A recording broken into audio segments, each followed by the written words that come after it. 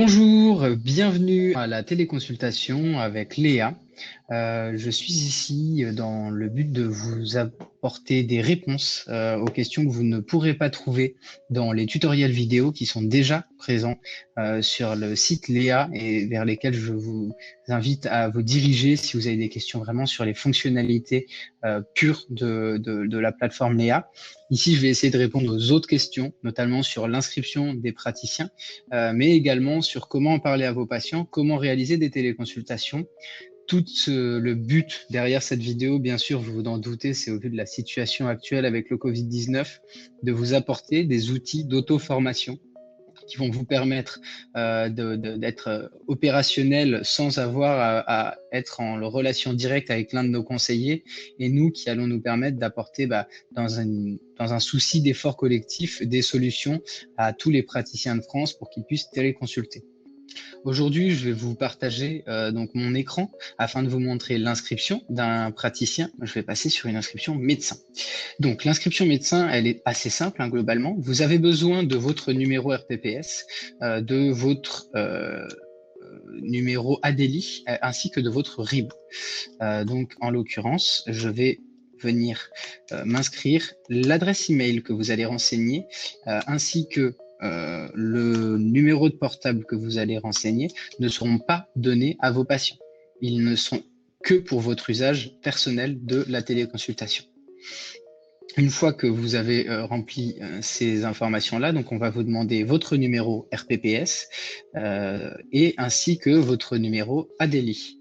Le numéro ADELI qui est le numéro que vous utilisez sur votre feuille de soins qui commence par le numéro de votre département. Derrière, une fois que vous avez réussi à trouver ces informations, on va vous demander de créer un mot de passe. Ces mots de passe qui vont avoir le niveau de sécurité maximal puisqu'on est sur des données de santé. Et donc, je vais vous demander de réaliser un mot de passe avec une minuscule, une majuscule, au moins 8 caractères, un chiffre et un caractère spécial. Si vous souhaitez donc voir ces mots de passe, vous allez pouvoir vérifier qu'ils sont bien similaires afin de continuer votre inscription. Derrière, une fois donc cette étape du mot de passe réalisée, vous allez pouvoir donc récupérer un mot de passe qui vous sera envoyé par SMS. Nous voilà de retour après que j'ai récupéré le code. Donc, une fois avoir récupéré ce code, vous pouvez vous inscrire à Léa. Ensuite, nous allons vous demander de réaliser simplement une signature électronique. Donc, cette signature figurera sur votre ordonnance. Donc, il est possible de la recommencer si vous estimez qu'elle n'est pas correcte. Derrière, vous pouvez la recommencer autant que vous le souhaitez. Il faut savoir donc que c'est une signature qui sera pour officialiser votre document. Maintenant, c'est pas nécessaire qu'elle soit totalement à 100% équivalente à votre signature physique. Une fois que vous avez réalisé cette signature, vous allez pouvoir rentrer votre IBAN donc ici, qui est le numéro qui commence par FR76. Cet IBAN-là, donc, il est important qu'il soit renseigné correctement. Derrière, vous allez pouvoir rentrer l'adresse de votre cabinet. Cette adresse donc, qui sera présente également sur votre ordonnance, excusez-moi. Derrière, une fois que vous avez rempli cette adresse-là, vous allez pouvoir donc renseigner toutes les autres informations concernant votre inscription et remplir. Une fois que vous avez fait ça, il faut bien lire et accepter les conditions de prélèvement. Une fois que vous avez renseigné ces informations-là, on vous laisse la possibilité de lire les conditions générales d'utilisation. Alors, il faut savoir une chose, c'est que pour pouvoir valider ces conditions générales d'utilisation, on va vous demander de descendre tout en bas. Globalement, ce qui est dit, c'est qu'aujourd'hui, vous n'avez pas d'engagement avec Léa. Nous proposons donc 3 mois gratuits dans le cadre du Covid-19. Vous pouvez très bien décider de mettre fin à votre abonnement au terme de ces 3 mois si l'utilité que vous en aviez n'était qu'uniquement pour cette pandémie.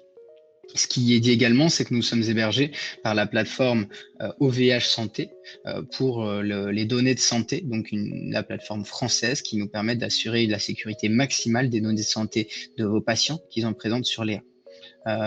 Qui plus est, nous vous prévenons également qu'il y a des frais bancaires prélevés par un opérateur bancaire entre le paiement de votre patient et l'arrivée sur votre compte en banque.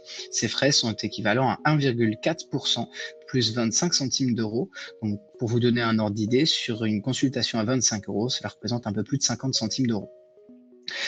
Qui plus est, la dernière information qui peut être intéressante pour vous, c'est que notre support est ouvert 24 heures sur 24, 7 jours sur 7, mais que nous assurons une rapidité de réponse, notamment sur le support chat dont je vous ai parlé juste avant, surtout entre 8h et 20h la semaine et 9h et 18h le week-end. Une fois que vous avez accepté donc ces conditions générales, il faut bien sûr que votre IBAN soit valide et vous allez pouvoir commencer à téléconsulter. Il faut bien sûr que cet IBAN soit valide. En l'occurrence, je n'avais pas informé un IBAN correct pour une vidéo, mais en tout cas, ce sera la dernière étape qui vous permettra d'atteindre votre plateforme Léa. Rassurez-vous, les 75 euros qui sont annoncés par mois prennent bien en compte les 3 mois de gratuité qui sont proposés lors de l'abonnement dans la situation du Covid-19.